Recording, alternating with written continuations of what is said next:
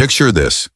You're 7 months pregnant, glowing with anticipation for your first child, when you accidentally discover something that will shatter your entire world. Emma Morrison thought she was living the perfect Silicon Valley dream, married to a successful tech entrepreneur, living in a $15 million smart home overlooking San Francisco Bay, preparing for the arrival of their baby. But sometimes the most devastating betrayals come from the people we trust most. It started with a simple yoga live stream, a notification sound, a glimpse of a text message that wasn't meant for her eyes. What Emma discovered next would reveal a web of lies, financial theft, and psychological manipulation so sophisticated that it nearly cost her everything: her home, her sanity, and worst of all, her unborn child. Her husband Jake wasn't just having an affair. He was systematically destroying her life while she carried his baby, planning to take custody and leave her with nothing. He thought he was playing chess while she was playing checkers. He was wrong. What happened next is a masterclass in how an underestimated woman can turn the tables on a narcissistic husband, expose his lies to everyone who matters, and emerge victorious against impossible odds. This isn't just a story about betrayal.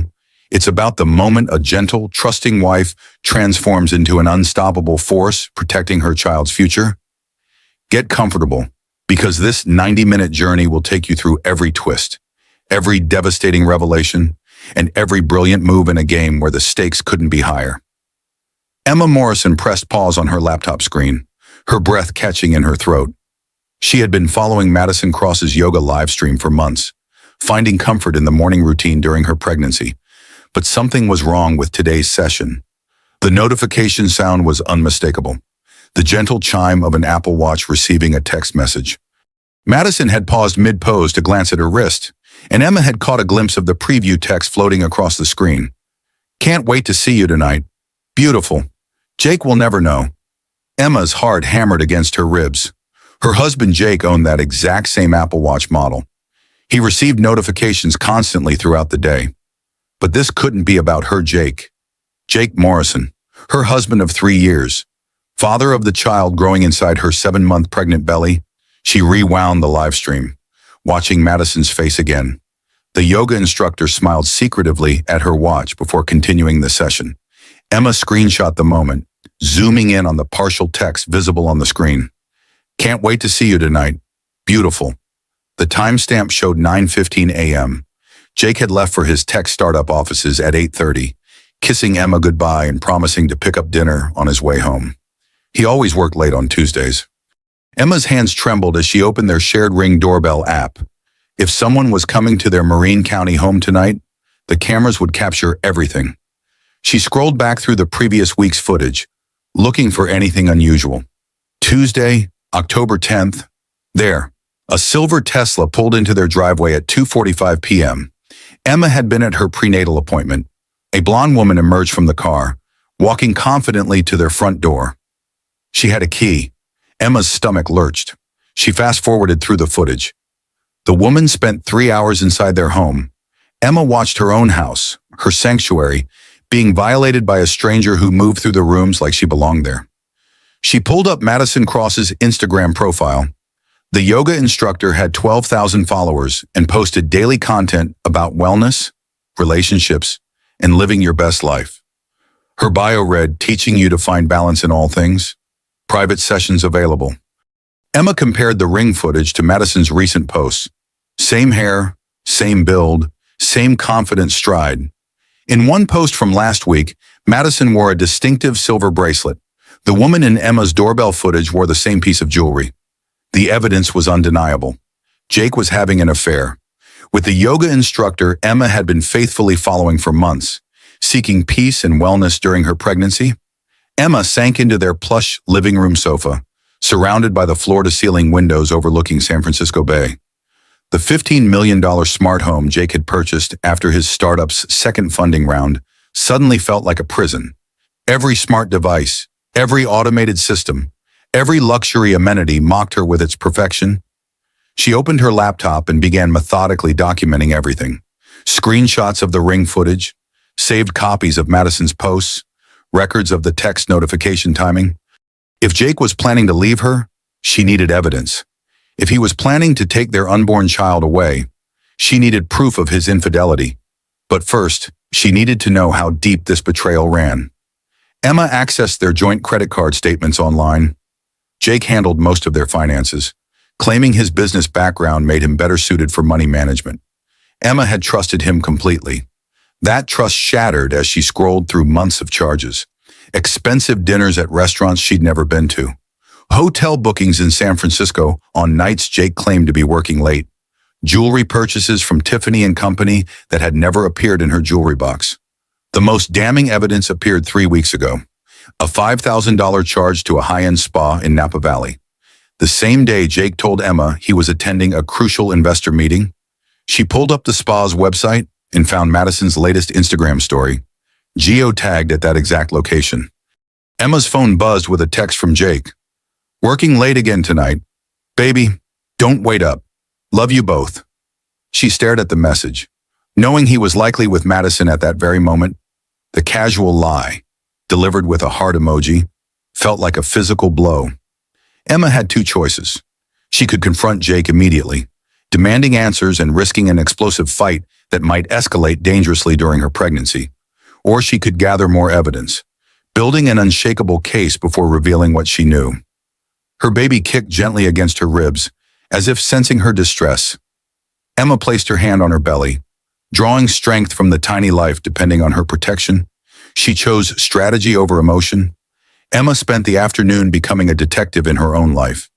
She found the spare key Jake kept hidden in his home office drawer, realizing Madison must have taken photos of it during one of her visits. She discovered a second phone charger Jake kept in his Tesla, suggesting someone else regularly used his car. Most devastating of all, she found draft emails in Jake's personal account, messages to his lawyer discussing asset protection strategies and preliminary custody arrangements. The emails were dated 6 weeks ago, before Emma even suspected anything was wrong. Jake had been planning this betrayal for months. While Emma attended birthing classes and prepared their nursery, her husband was calculating how to remove her from their child's life. The front door's smart lock chimed at 7:30 p.m. Emma quickly closed her laptop and positioned herself on the sofa, pretending to read a pregnancy book. "Hey, beautiful," Jake called out, his voice carrying that familiar charm that had first attracted her 4 years ago. "How was your day?" Emma looked up at her husband. Jake Morrison stood 6 feet tall with the kind of effortless good looks that photograph well for business magazines. His brown hair was perfectly styled, his designer suit unwrinkled despite his supposed long day at the office. He carried takeout bags from Emma's favorite Thai restaurant. "Quiet day," Emma replied, studying his face for signs of guilt. "How was the investor meeting?" Jake's expression didn't change. "Productive. Very productive. I think we're going to land the Series B funding." Another lie, delivered smoothly. Emma knew there had been no investor meeting. She had checked his calendar through their shared Google account. "That's wonderful," she said, accepting his kiss on her forehead. "I'm proud of you." Jake sat beside her, placing his hand on her belly. "How's our little one today? Active?" Emma said, watching him carefully. "The doctor says everything looks perfect for the delivery." Something flickered across Jake's face. Not joy or anticipation, but something closer to resignation, as if the approaching birth was an obstacle rather than a celebration. "Good," he said. "That's good." They ate dinner together, Jake sharing fictional details about his day, while Emma nodded and smiled. She had become an actress in her own life, performing the role of unsuspecting wife while gathering intelligence on her husband's betrayal. After dinner, Jake retreated to his home office for urgent work calls. Emma listened through their baby monitor app as he spoke in hushed, intimate tones to someone who definitely wasn't a business associate. "I miss you too," she heard him say. "Tomorrow night, same place." Emma turned off the monitor and made her decision. She would attend Madison's yoga class tomorrow morning, not as a student seeking wellness, but as a woman preparing for war. Her marriage was over. Her husband was actively planning to steal her child. Her entire life had been built on lies. But Emma Morrison was not the helpless victim Jake believed her to be. Before becoming a stay-at-home wife, she had been a successful marketing executive who specialized in crisis management and strategic communications. She knew how to research, plan, and execute complex campaigns. Jake had made one crucial mistake. He had underestimated the intelligence and determination of the woman carrying his child. Tomorrow, Emma would begin fighting back. Emma arrived at Madison's yoga studio 20 minutes before the 9 a.m. class, parking across the street where she could observe without being seen. The studio occupied the ground floor of a converted warehouse in Mill Valley, its large windows offering a clear view of the interior. Madison moved through the space like she owned it, adjusting mats and lighting candles. She wore expensive athleisure wear and the same silver bracelet Emma had spotted in the ring footage. Her blonde hair fell in perfect waves, and her smile radiated the kind of confidence that came from getting everything you wanted. Emma's phone buzzed with a text from Jake. "In back-to-back meetings all day. See you tonight." She screenshot the message, adding it to her growing evidence file. Jake was becoming careless with his lies, perhaps believing Emma was too trusting or too pregnant to notice inconsistencies. Other students began arriving for class. Emma recognized several faces from the live streams, women seeking peace and balance in their busy lives. None of them knew they were supporting a woman who specialized in destroying families. Emma entered the studio and selected a mat in the back row, hoping to observe without drawing attention. Madison's eyes swept across the new arrivals, pausing briefly on Emma before moving on. No recognition registered on the instructor's face. "Welcome to Morning Flow," Madison announced, her voice carrying the practiced warmth of someone who sold serenity for a living. "Today we're focusing on releasing what no longer serves us and embracing new possibilities." The irony was nauseating. Emma positioned herself carefully, using her phone to record portions of the session while appearing to check the time. She needed proof that Madison was conducting regular classes while simultaneously conducting an affair with Emma's husband. Halfway through class, Madison's Apple Watch chimed. She glanced at it discreetly. That same secret smile Emma had witnessed during the live stream crossing her face. Emma zoomed in with her phone camera, capturing the moment. The partial text visible on Madison's watch screen read, "Counting down the hours until tonight." Emma's hands shook as she held the pose, rage and adrenaline flooding her system. These people were discussing their next encounter while she sat less than 10 feet away, pregnant with one of their children. After class, Emma lingered as other students left. Madison approached her with professional friendliness. "I haven't seen you in my classes before," Madison said. "Are you new to yoga?" "I've been following your live streams," Emma replied truthfully. "I'm Emma Morrison." Madison's expression remained unchanged, but Emma caught a flicker of something in her eyes, perhaps curiosity about whether Emma suspected anything. "It's lovely to meet you in person. Emma, when are you due?" 8 weeks, Emma said, placing her hand on her belly. "My husband and I are very excited." "How wonderful! What does your husband do?" Emma studied Madison's face carefully. "He runs a tech startup, Jake Morrison. Perhaps you've heard of him." Now Madison reacted. Her smile tightened almost imperceptibly, and her fingers moved unconsciously to touch her Apple Watch. "The name sounds familiar," Madison said carefully. "Tech is such a big industry here." "Yes, Jake works very hard. Long hours. Lots of travel." Emma maintained eye contact. "Though he always makes time for the important things." "That's what matters," Madison replied. "Family should always come first." The casual hypocrisy was breathtaking. Emma wanted to scream, to confront this woman who preached balance while actively destroying a pregnant woman's life. Instead, she smiled. "I completely agree. Well, I should get going. Thank you for a wonderful class." Emma left the studio and drove directly home, her mind racing with plans. She had confirmed Madison knew exactly who she was married to. The yoga instructor was conducting her affair with full knowledge that she was destroying a pregnant woman's family. At home, Emma opened her laptop and began researching Madison Cross in earnest. Social media profiles, business registrations, employment history, even property records. If Jake thought he could replace her with this woman, Emma needed to understand exactly who her competition was. The research painted a troubling picture.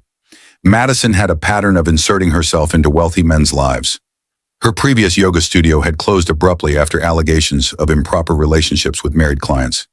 She had moved to Marin County 6 months ago, shortly before beginning her affair with Jake. Emma found Madison's previous social media accounts, deleted but archived by internet sleuthing sites, photos with different wealthy men, each relationship ending when the men returned to their wives or when the money ran out. Madison Cross was a professional home wrecker. Emma's phone rang. Her sister Sarah's name appeared on the screen. "Hey, Em, how are you feeling today?" Sarah Morrison Chen was a successful divorce attorney in Los Angeles, 3 years older than Emma and fiercely protective of her baby sister. "I need to tell you something," Emma said, her voice breaking slightly. "But I need you to promise you won't tell me to leave immediately." "What's wrong?" Emma laid out everything she had discovered: the ring footage, the credit card charges, the draft emails to Jake's lawyer, Madison's history. Sarah listened without interruption, her silence growing more ominous as the story unfolded. "Emma," Sarah said finally, her voice deadly calm, "you need to get out of that house immediately. Pack a bag and drive to Mom's place in Sacramento." "I can't just leave. Jake will use it against me in custody proceedings. He'll claim I abandoned our home." "He's already planning to take your child away? Those emails to his lawyer prove it." "Which is exactly why I need to stay and fight strategically. Sarah, I need your help building a legal case, not running away." Sarah was quiet for a long moment. "What do you want to do?" "I want to gather enough evidence to destroy him in court. I want full custody, the house, and enough money to raise our child without ever depending on anyone again. That's going to require playing a very dangerous game. Jake has been playing games with my life for months. It's time I learned the rules." Sarah agreed to help, but insisted Emma install a safety app on her phone that would alert her if anything went wrong. They spent an hour discussing legal strategies and evidence collection techniques. After hanging up, Emma felt more focused than she had since discovering the affair. She had a plan, professional support, and a clear objective. Her phone buzzed with another text from Jake. "Dinner meeting running late. Don't wait up." Emma smiled grimly as she responded, "No problem. I'll probably go to bed early anyway. Love you." She settled into Jake's home office chair and opened his laptop. He had never changed his password from their anniversary date, confident in his wife's trusting nature. Emma spent the next 3 hours methodically copying files, emails, and financial records to an encrypted external drive. Bank statements, business communications, personal emails with Madison, even browsing history that revealed hours spent researching divorce law and asset protection strategies. By the time Jake returned home at midnight, Emma had compiled enough evidence to end his startup career, his reputation, and his hopes of custody. She had also discovered something that would change everything. Jake hadn't just been planning to leave Emma. He had been systematically moving money out of their joint accounts into hidden offshore investments. The missing $200,000 was just the beginning. Jake had stolen nearly $2 million from their shared assets, money that legally belonged to both of them. Emma was married to a thief. She heard his car in the driveway and quickly returned to their bedroom, pretending to sleep. Jake slipped into bed beside her, smelling faintly of expensive perfume that definitely wasn't hers. "Good night, baby," he whispered, placing his hand on her belly. Emma kept her breathing steady and her eyes closed. Tomorrow, she would begin the careful process of destroying the man lying next to her. Tonight, she would let him believe he was still in control. But first, she needed to understand exactly how deep this conspiracy ran. If Jake was moving millions of dollars without her knowledge, he wasn't working alone. Someone was helping him hide assets and plan his escape. Emma suspected she knew exactly who that someone was. Linda Morrison sat behind her mahogany desk in the corner office of Morrison Real Estate Holdings, studying financial reports with the focused intensity that had built her empire. At 58, she commanded respect in every room she entered, her silver hair always perfectly styled, her business suits tailored to project authority without sacrificing femininity. Emma had called that morning, requesting an urgent lunch meeting. Something in her daughter-in-law's voice had caught Linda's attention. Emma sounded different, sharper, more direct than the gentle, accommodating woman who had married her son 3 years ago. Linda's assistant knocked and entered. "Mrs. Morrison, your daughter-in-law is here for your lunch appointment." "Send her in." Emma appeared in the doorway, and Linda immediately noticed the change. Emma still carried herself with grace despite her advanced pregnancy, but her eyes held a steel that hadn't been there before. "Linda, thank you for making time to see me." "Of course, dear. Please, sit down."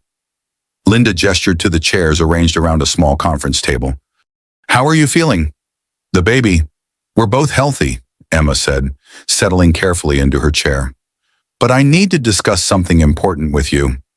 Linda poured tea from the service her assistant had prepared. You sounded concerned on the phone? Emma reached into her purse and withdrew a tablet. I need to show you something about Jake. She pulled up the Ring doorbell footage, turning the screen toward Linda. This was recorded last Tuesday while I was at my prenatal appointment. Linda watched the video of Madison entering Emma's home, her expression remaining carefully neutral. Years of high-stakes real estate negotiations had taught her never to reveal her thoughts prematurely. I see, Linda said simply. Emma showed her the credit card statements next, highlighting the suspicious charges. Then the screenshots of Madison's social media posts, the matching jewelry, the geotag locations that corresponded with Jake's supposed business meetings. There's more, Emma said, pulling up Jake's draft emails to his lawyer. He's been planning this for months. Asset protection strategies, preliminary custody arrangements. He's trying to steal our child. Linda studied the emails, her face grave. She had built her fortune by reading people and situations quickly, identifying threats before they could damage her interests. This evidence painted a clear picture of her son's betrayal. What do you want from me, Emma? I want to know if you've been helping him. The question hung in the air between them. Linda set down her teacup and leaned back in her chair. Explain. Emma pulled up bank records showing the movement of funds from their joint accounts. $2 million. Linda moved into offshore investments that I knew nothing about. Jake doesn't have the expertise to structure these kinds of financial maneuvers alone. You think I helped him hide money from you? I think Jake learned everything he knows about business from you. I think he's using strategies you taught him. And I think you've been protecting him because you believe I'm not good enough for your family. Linda was quiet for a long moment, studying Emma's face. You've changed. I've woken up. Jake doesn't know you've discovered any of this. Not yet, but I'm building a legal case. My sister is a divorce attorney. We're documenting everything. Linda stood and walked to her office windows, looking out at the San Francisco Bay. Emma waited, knowing this conversation would determine whether she was fighting Jake alone or fighting the entire Morrison family. My son, Linda said finally, has always been weak. Emma blinked, surprised by the admission. Linda turned back to face her. Jake's father was the same way, charming, ambitious, but fundamentally weak when faced with real challenges. David left me for his secretary when Jake was 12 years old. I didn't know that. Jake has never forgiven me for the divorce, even though his father abandoned both of us. He spent his entire adult life trying to prove he's different from David, but he's making the same mistakes. Linda returned to her chair. To answer your question directly, no, I have not helped Jake hide money from you, but I am aware of his extracurricular activities. Emma felt her heart sink. You knew about the affair. I suspected. Jake has been asking unusual questions about asset protection and custody law. When a married man with a pregnant wife starts researching those topics, the implications are clear. And you didn't warn me. Linda's expression hardened. Emma, you married into a family worth $50 million. My real estate empire, Jake's startup, our investment portfolio. Did you think that kind of wealth comes without complications? I thought it came with loyalty. Loyalty is earned, not inherited. Jake has never earned anything in his life. I gave him seed money for his startup because he's my son, but I've watched him make increasingly poor decisions. Emma leaned forward. What kind of poor decisions? Linda hesitated, then seemed to make a decision. Jake's startup is failing. The Series B funding he keeps talking about, 3 investors have already passed. His burn rate is unsustainable, and his co-founders are discussing removing him as CEO. This was news to Emma. Jake had always portrayed his business as wildly successful. He's been using company funds for personal expenses, Linda continued. The expensive dinners, the hotel bookings, the jewelry for his mistress. It's all being charged to his business accounts. That's embezzlement. Yes, it is. Emma processed this information. Jake wasn't just cheating on her and planning to steal their child. He was also destroying his own business through financial mismanagement and theft. Linda, I need to ask you something directly. When Jake files for divorce and tries to take custody of our baby, Which side will you be on? Linda was quiet for a long moment. What kind of mother do you think you'll be? Emma. The question seemed to come from nowhere. What do you mean? Will you raise my grandchild to be strong? Will you teach them the value of hard work and integrity? Will you protect them from making the same mistakes their father made? Emma placed her hand on her belly. Yes. Will you ensure my grandchild understands their heritage and responsibilities that come with the Morrison name? If I'm allowed to? Linda smiled slightly. Emma, you're asking me to choose between my son and my grandchild's future? That's not really a choice at all. I don't understand. Jake is weak, just like his father. He's making decisions based on immediate gratification rather than long-term consequences. But you, Linda studied Emma's face.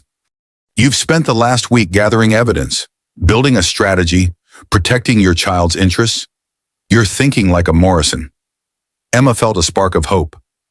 Are you saying you'll help me? I'm saying I believe you'll be a better parent than my son. And I believe my grandchild deserves better than a father who would steal from their mother and abandon his responsibilities for a yoga instructor. Linda opened her desk drawer and withdrew a business card. This is my attorney, Michael Davies. He specializes in high-asset divorce cases. Call him this afternoon. Emma took the card, her hands trembling slightly. There's something else you should know, Linda said. The house you're living in, the $15 million smart home Jake claims to have purchased, it's owned by a family trust that I control. Emma's eyes widened. Jake has never owned that property. He lives there by my permission, as does his wife and any children they might have. If Jake divorces you and tries to remove you from that house, he'll discover that he has no legal right to do so. I'm saying that if you file for divorce first, if you can prove Jake's infidelity and financial misconduct, you and my grandchild will have a very strong position in court, especially with the right legal representation. Emma felt tears welling up in her eyes. Not tears of despair this time, but tears of relief and gratitude. Why are you helping me? Linda's expression softened slightly. Because Jake made a choice to betray his family. And because you've shown me that you're willing to fight for my grandchild's future, that makes you more of a Morrison than my son has ever been. They spent the next hour discussing strategy. Linda would provide financial records proving Jake's business misconduct. She would testify about his character if necessary. Most importantly, she would ensure Emma had access to the best legal representation money could buy. As Emma prepared to leave, Linda stopped her with one final piece of advice. Emma, Jake is going to escalate when he realizes you know about his affair. Weak men become dangerous when they're cornered. Be very careful. Emma nodded, understanding the warning. She was no longer the trusting wife Jake could manipulate and discard. She was a Morrison, and she was fighting for her child's future. The war was just beginning. Emma spent the weekend implementing Linda's strategy, meeting with attorney Michael Davies and beginning the formal process of building her divorce case. Davies was everything Linda had promised: ruthless, thorough, and confident that Emma's evidence would result in a favorable settlement. We'll need to move carefully, Davies explained during their Saturday morning meeting. Jake can't know you're preparing for divorce until we've secured all necessary evidence and filed the papers. If he suspects what you're doing, he might try to move more assets or escalate his timeline. Emma agreed to continue her performance as the unsuspecting wife while Davies conducted financial discovery and prepared the legal documents. It would be the most challenging acting job of her life. On Sunday evening, Jake surprised her with an elaborate romantic gesture. Pack a bag, beautiful, he announced, arriving home with an armload of roses and a bottle of sparkling cider. We're going to Napa for the week. Emma stared at him, genuinely shocked. What, Jake? I have a doctor's appointment on Tuesday. I called and rescheduled it. This is more important. Jake's smile was radiant, the same expression he'd worn when he first told her he loved her. Emma, I know I've been working too much lately. I know the stress hasn't been good for you or the baby. He knelt beside her chair, taking her hands in his. I want to make it up to you. A week at that resort you love in St. Helena, spa treatments, wine tastings well, grape juice for you, and nothing but time for us to reconnect before the baby comes. Emma's mind raced. This sudden romantic attention felt like a trap, but she couldn't identify the angle. Jake, this is so unexpected. What about your meetings? The Series B funding. I cleared my calendar completely. Nothing is more important than my family. The word family coming from Jake's mouth felt like a physical slap. This was the man who had been planning to steal her child and leave her destitute. Now he was declaring her his priority. I don't understand. Yesterday you were stressed about work, and now you're taking a week off. Jake's expression became earnest, vulnerable in a way she hadn't seen in months. Emma, I had a wake-up call. I was talking to my mother yesterday, and she made me realize how much I've been neglecting you. Emma's blood chilled. Linda had promised to support her, but what if she had changed her mind? What if she had warned Jake that Emma was becoming suspicious? What did your mother say? She told me I was making the same mistakes my father made, working too much, taking my family for granted. She said if I wasn't careful, I'd lose everything that mattered. Emma studied Jake's face, searching for signs of deception. His eyes were clear, his expression sincere. Either he was telling the truth, or he had become a masterful liar. So you decided to take me to Napa. I decided to remind both of us why we fell in love. Emma, you're about to give me the greatest gift anyone could receive. Our child deserves parents who are completely devoted to each other. The manipulation was subtle but effective. Jake was reframing his sudden attention as devotion rather than damage control. He was making Emma feel guilty for suspecting him instead of grateful for his renewed commitment. I love you, he said, kissing her forehead. I love our baby. I want to be the husband and father you both deserve. Emma felt her resolve wavering. What if she was wrong? What if Jake's recent behavior had been a phase of pre-baby panic rather than calculated betrayal? What if Linda had actually talked sense into her son? Then she remembered the ring footage, the credit card statements, the draft emails to his lawyer. The evidence was overwhelming and undeniable. But Emma had learned something important about herself over the past week. She was an excellent actress when her child's future was at stake. A week in Napa sounds wonderful, she said, allowing tears to fill her eyes. I've been so scared that we were drifting apart. Jake gathered her into his arms, holding her gently. Never. We're stronger than ever. Emma buried her face against his shoulder, hiding her expression as she calculated her next moves. A week away from home would complicate her legal strategy, but it might also provide opportunities to gather more evidence. When do we leave? First thing tomorrow morning. I've already booked the presidential suite at Auberge du Soleil. Emma recognized the name. It was the same resort where Madison had posted Instagram stories 3 weeks ago. During Jake's supposed investor meeting, he was taking Emma to the exact location where he had conducted his affair. The psychological cruelty was breathtaking. Jake wasn't just cheating on his pregnant wife, he was forcing her to unknowingly visit the scene of his betrayal as part of a romantic reconciliation. Emma excused herself to pack, using the privacy of their bedroom to send urgent texts to her sister and Michael Davies. She couldn't cancel her legal strategy, but she could adapt it to this new timeline. Sarah's response was immediate and alarmed.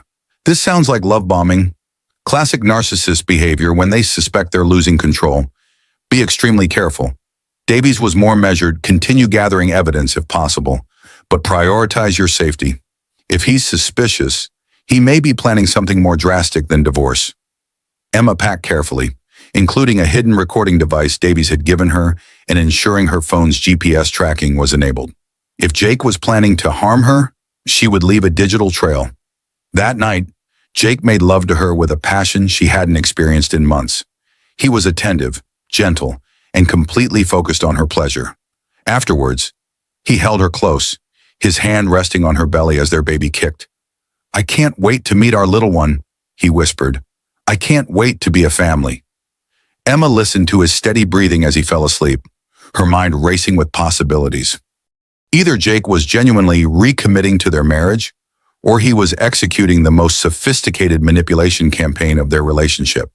The next morning, they drove north through wine country in Jake's Tesla, the autumn landscape golden and peaceful. Jake was charming and attentive, stopping at roadside stands to buy Emma fresh fruit and taking photos of her against scenic backdrops. For the baby book, he explained, scrolling through dozens of pictures of Emma glowing in the morning sunlight. They checked into their suite at Auberge du Soleil, a luxury resort perched on a hillside overlooking the Napa Valley. Their room was spectacular, with a private terrace, fireplace, and panoramic views of rolling vineyards. Emma recognized the view from Madison's Instagram posts. "It's beautiful," she said, accepting a glass of sparkling cider from Jake. "Not as beautiful as you." Chidike.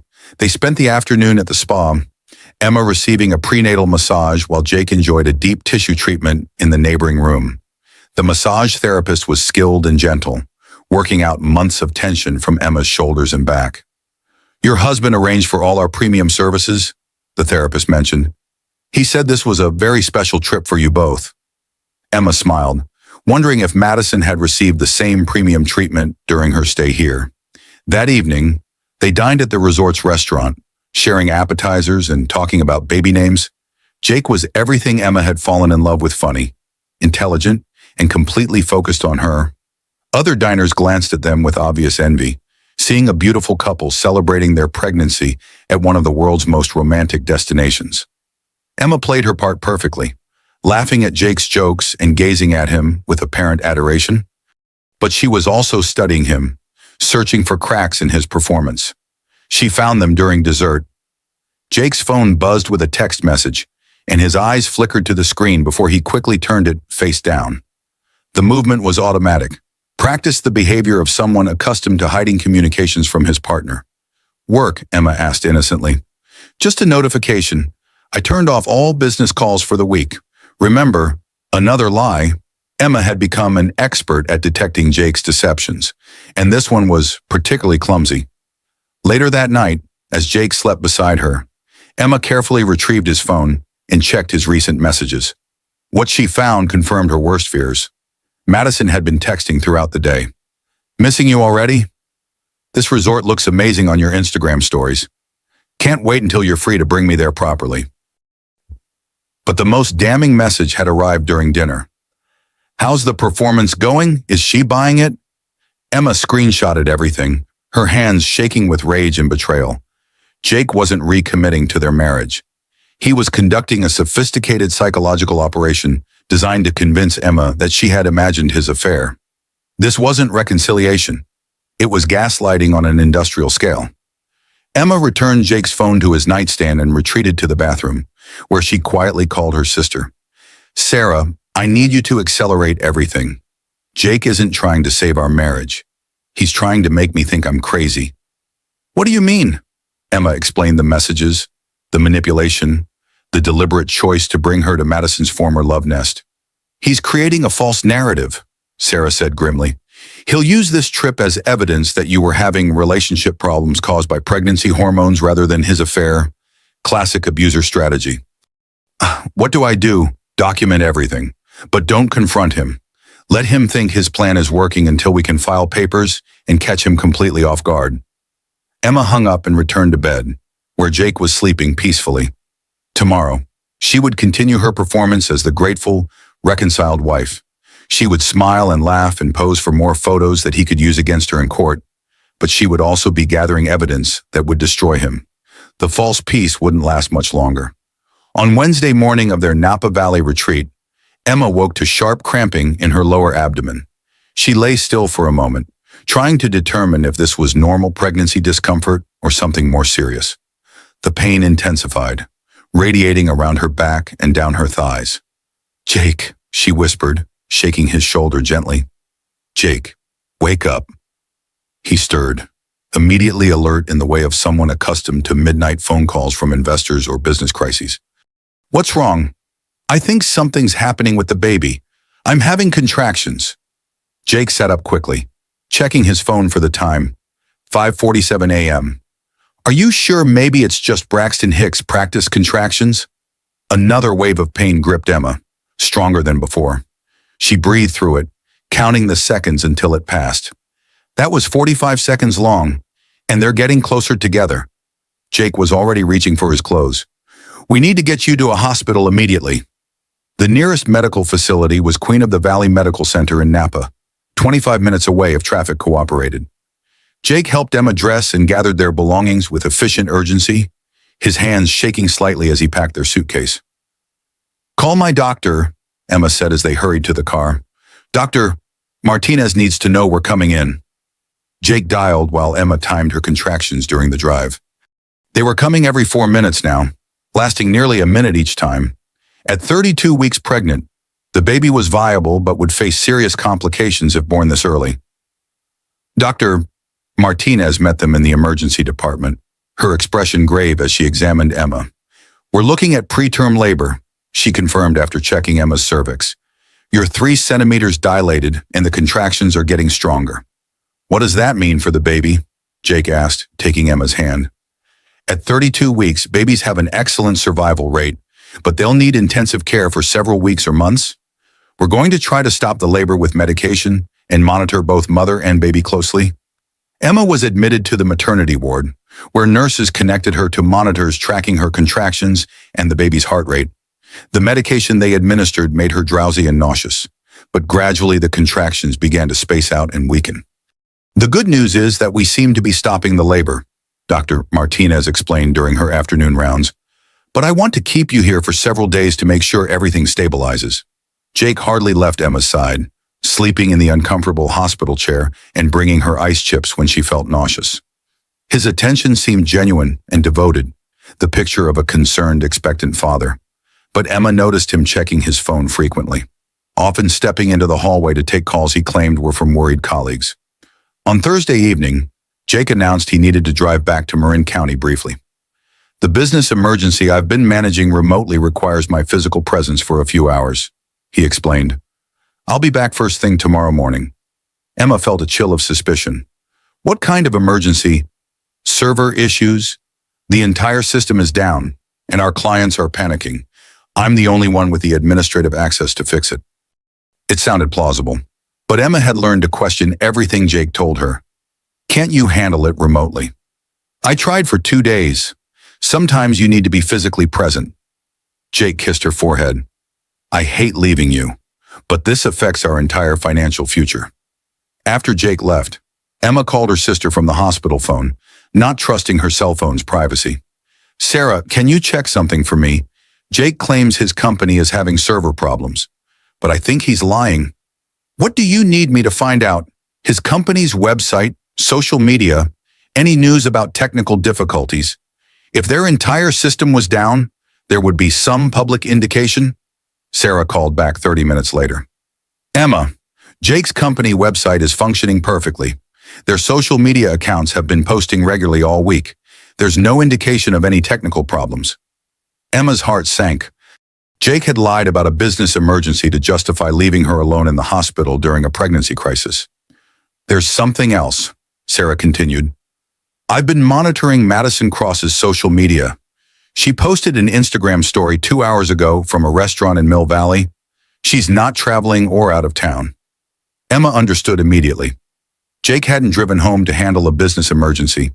He had left her hospitalized and vulnerable to spend time with his mistress. The cruelty was breathtaking. While Emma fought to prevent their baby from being born dangerously premature, Jake was prioritizing his affair over his family's medical crisis. Emma called Michael Davies next, updating him on the situation. "This gives us additional evidence of Jake's character," Davies said. "Abandoning his wife during a medical emergency to conduct an affair will play very poorly in family court. I want to accelerate our timeline," Emma said. "I don't care about gathering more evidence.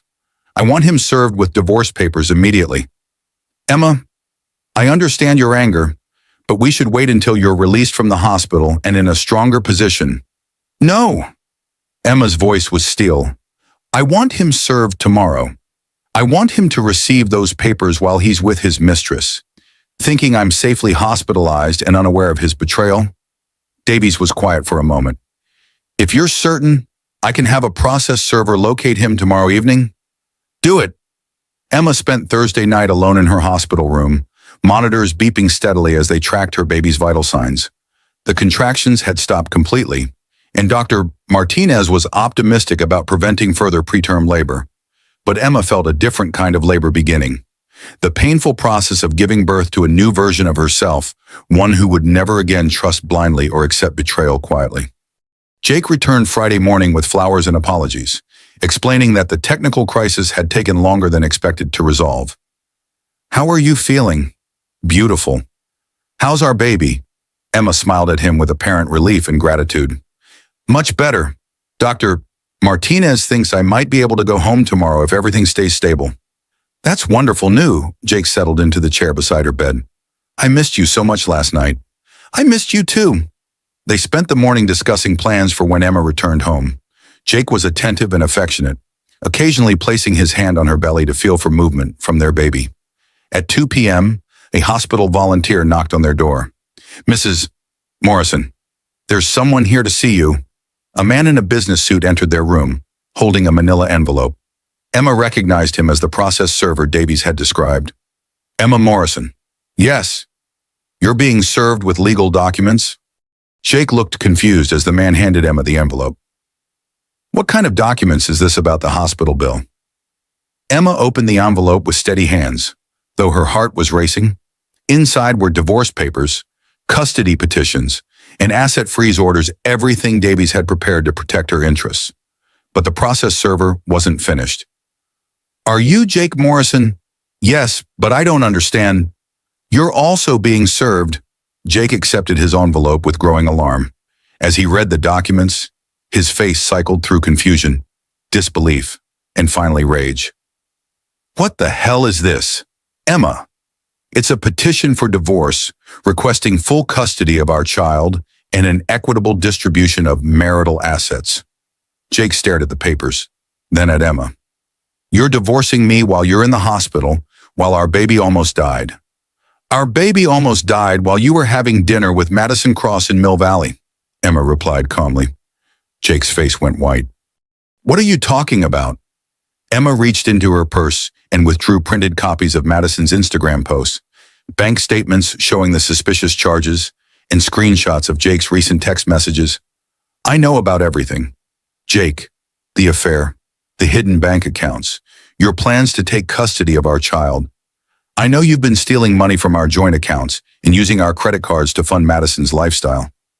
Jake's shocked expression transformed into something uglier. You've been spying on me. I've been protecting myself and our child from a thief and a liar. Emma, you don't understand. Madison means nothing to me. It was just a stupid mistake.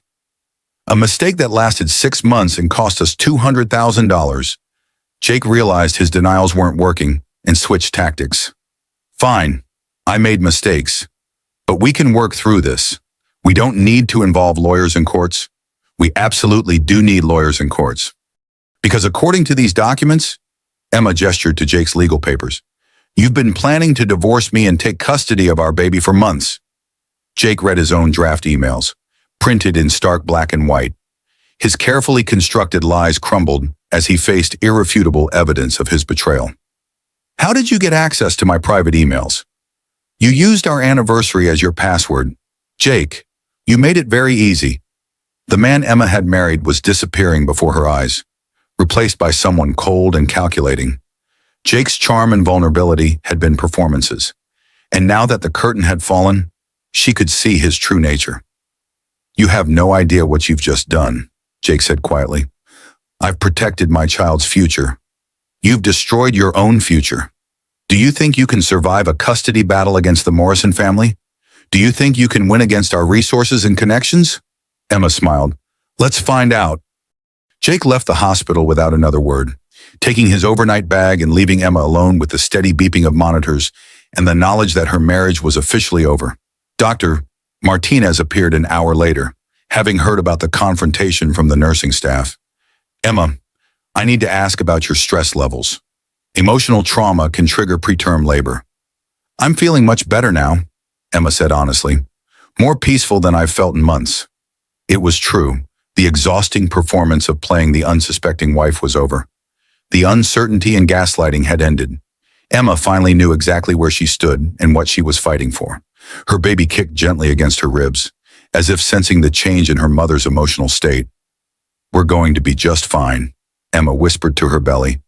Better than fine. The war was officially beginning, but Emma was no longer afraid. Emma was discharged from the hospital on Saturday morning with strict instructions for bed rest and regular monitoring. Her baby had stabilized, but Dr. Martinez wanted to see her twice weekly until delivery to prevent another preterm labor episode. Jake was notably absent from her discharge. Emma called a rideshare service and returned to their Marin County home alone, her overnight bag containing not just clothing, but also copies of all the legal documents that would reshape their lives. The house felt different as she walked through the front door. Still beautiful, still perfectly appointed with its smart home technology and panoramic bay views, but no longer her sanctuary. Now it was simply the battlefield where the custody war would be fought. Emma's phone rang as she settled into the living room. Michael Davies' name appeared on the screen. "How are you feeling?" he asked. "Physically stable. Emotionally ready for battle." "Good, because Jake's attorney contacted me this morning. They want to meet on Monday to discuss settlement terms." Emma was surprised. Already I expected him to deny everything and fight. Apparently not. Jake's lawyer, Stephen Walsh, suggested we could resolve this quickly and amicably if both parties are reasonable. Emma knew enough about legal strategy to be suspicious of anything described as quick and amicable. "What do you think he's planning?" "I think Jake realizes he's in a very weak position legally. The evidence you gathered is overwhelming, and abandoning you during a medical emergency makes him look terrible in family court. So he wants to settle before a judge can see how bad his behavior really was." Exactly. Walsh probably advised him that fighting this publicly would be career suicide. They scheduled a meeting for Monday afternoon at Davies' law firm in San Francisco. Emma would finally face Jake across a conference table and discover what he was willing to give up to avoid a public trial. That evening, Emma received an unexpected visitor. Linda Morrison rang the doorbell at 7 p.m., carrying a bottle of sparkling cider and a worried expression. "How are you feeling, dear?" Linda asked as Emma invited her inside. "Better.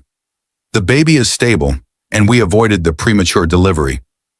"I'm relieved to hear that." Linda paused, studying Emma's face.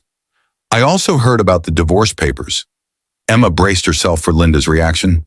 Despite their conversation the previous week, she wasn't certain how Jake's mother would respond to the actual filing.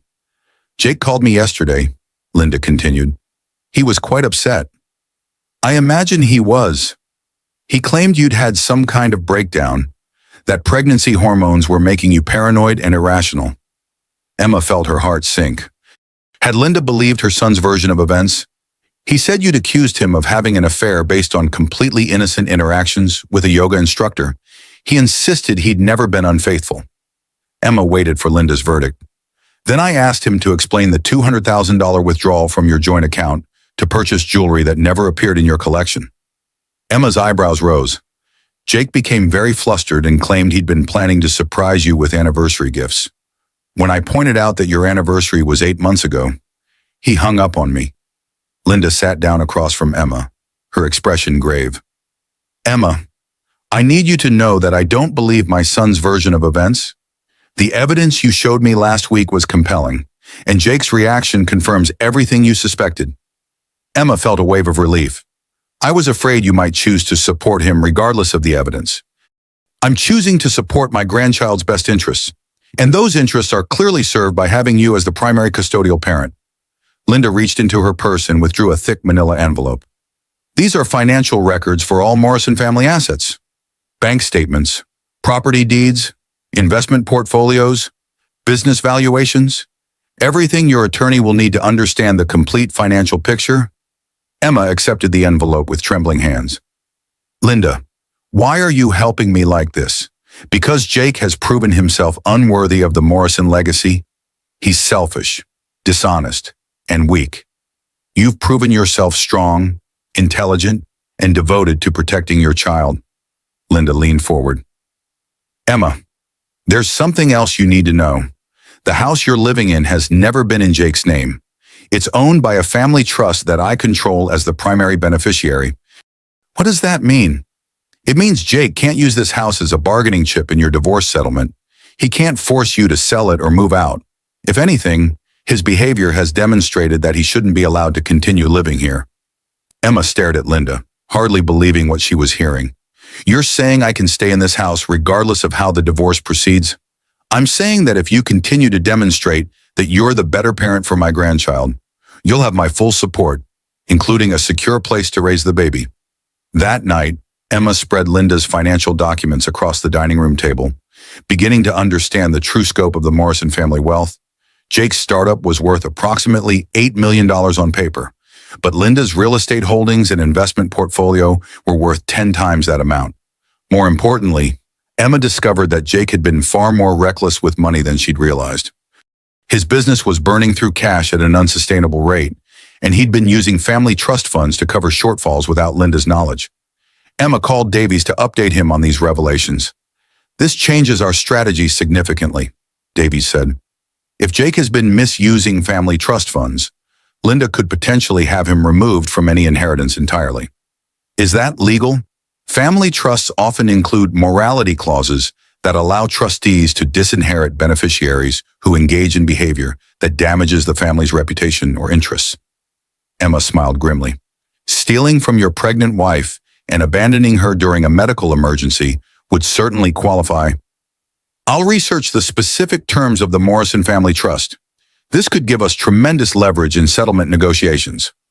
On Sunday, Emma received a call from her sister Sarah, who had driven up from Los Angeles to provide moral support.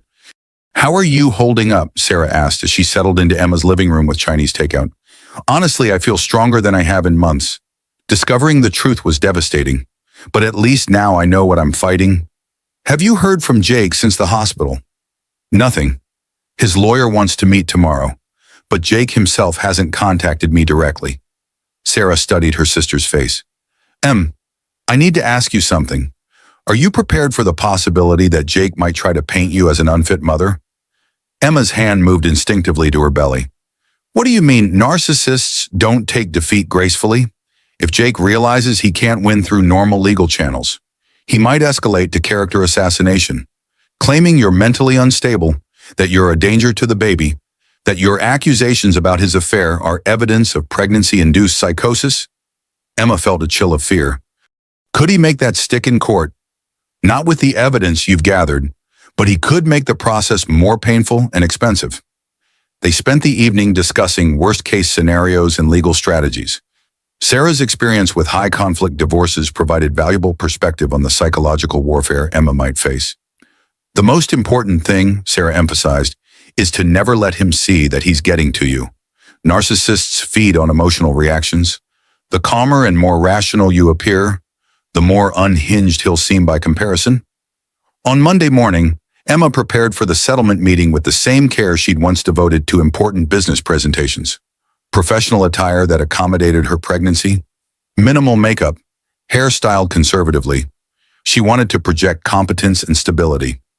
Davies met her in the lobby of his downtown San Francisco law firm, a prestigious practice that occupied 3 floors of a historic building near the financial district. "Are you ready for this?" he asked as they rode the elevator to the conference room. "As ready as I'll ever be." The conference room was imposing, with floor-to-ceiling windows overlooking the bay and a mahogany table that could seat 20 people. Jake was already seated on the far side, flanked by his attorney Stephen Walsh and a younger associate taking notes. Emma hadn't seen Jake since their confrontation in the hospital, and she was shocked by his appearance. He looked haggard, with dark circles under his eyes and a week's worth of stubble. His usually impeccable clothing was wrinkled, and his hands shook slightly as he reached for his coffee cup. "Emma," Walsh began, "thank you for agreeing to this meeting. We believe we can reach a mutually beneficial settlement that avoids the expense and stress of a prolonged court battle." Emma nodded but said nothing, following Sarah's advice to let the other side make the first move. "Jake is prepared to offer you primary custody of the child support payments of $10,000 per month, and a lump sum settlement of $2 million in exchange for a swift and quiet divorce." Emma kept her expression neutral, despite her shock at the generous offer. Davies had coached her to expect lowball offers designed to pressure her into accepting less than she deserved. In return, Walsh continued, Emma would agree to sign a comprehensive non-disclosure agreement regarding any allegations of infidelity or financial impropriety. The divorce would be filed on grounds of irreconcilable differences with no mention of fault-based claims. Now Emma understood. Jake wasn't trying to minimize his financial obligations. He was trying to buy her silence. Davies leaned forward. "That's an interesting opening offer. However, we have some concerns about the proposed terms." He slid a folder across the table to Walsh. "These are financial documents provided by Linda Morrison, showing the true extent of marital assets available for distribution." Walsh opened the folder. and Emma watched his face change as he reviewed Linda's evidence. It appears, Davies continued, that Jake has been systematically moving marital assets into hidden accounts and using family trust funds without authorization. The actual amount available for settlement is considerably higher than your client indicated. Jake spoke for the first time since Emma had entered the room. Those documents are privileged family financial information. My mother had no right to share them. Actually, Davies replied smoothly, Linda Morrison is prepared to testify that she shared these documents willingly to ensure her grandchild's financial security. Walsh was frantically whispering with Jake, clearly realizing that their position had been severely undermined. Emma finally spoke. I have a counteroffer. All eyes turned to her. Full custody of our child, with Jake receiving supervised visitation until he completes anger management and financial counseling, child support of $15,000 per month, adjusted annually for inflation, 50% of all marital assets, including Jake's business interests, and no non-disclosure agreement. The room was silent. Furthermore, Emma continued, I want Jake to sign an agreement that if he violates the custody arrangement or fails to pay support, he forfeits any claim to Morrison Family Trust assets. Jake's face flushed red. You can't cut me off from my own family's money. I'm not cutting you off, Emma replied calmly. I'm ensuring that your child's needs come before your wants. Walsh requested a private conference with his client. As they left the room, Davies turned to Emma with admiration. That was perfectly executed. You've essentially given them a choice, accept your terms or face a public trial that will expose everything. When Jake and Walsh returned, Jake looked defeated. We need time to consider your proposal, Walsh said. You have 48 hours, Davies replied. After that, we file for trial and begin discovery proceedings. As they prepared to leave, Jake made one final attempt to speak to Emma privately. Emma, please, don't do this to us. We can work through this together. Emma looked at the man she had once loved, seeing clearly for the first time in years. There is no us. Jake, there's only our child's future, and I intend to protect it. Emma left the law firm knowing she had won the first major battle. Jake would either accept her terms or face complete destruction in court. Either way, her baby would be safe. Wednesday morning brought news that Emma had been both expecting and dreading. Jake had rejected her settlement offer and was preparing for a full custody battle. Walsh called this morning, Michael Davies informed her during their phone conference. They're filing counter motions claiming you're mentally unstable and unfit for custody. Emma felt her blood pressure spike, dangerous for both her and the baby. On what grounds? They're claiming your accusations about Jake's affair were the product of pregnancy-induced psychosis.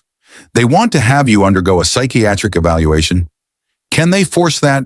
They can request it, but given the evidence we have of Jake's actual infidelity, no reasonable judge would order it. This is a desperation move.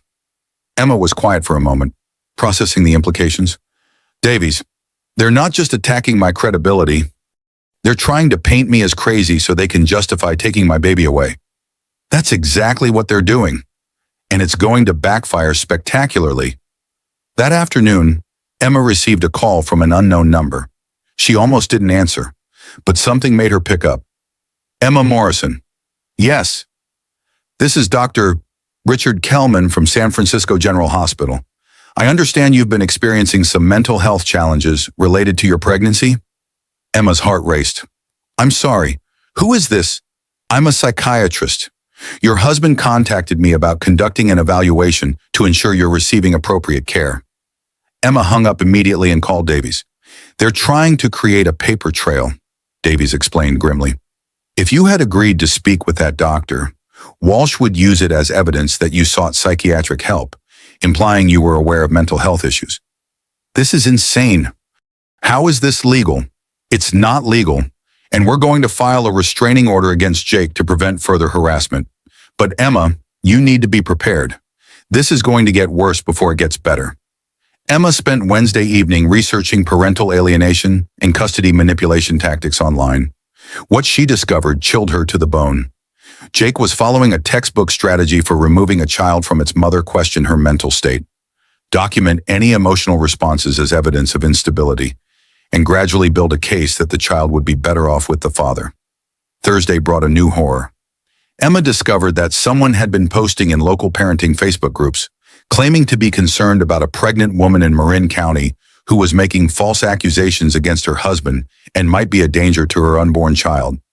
The posts didn't mention Emma by name, but they included enough details about her situation that anyone who knew her would recognize the description.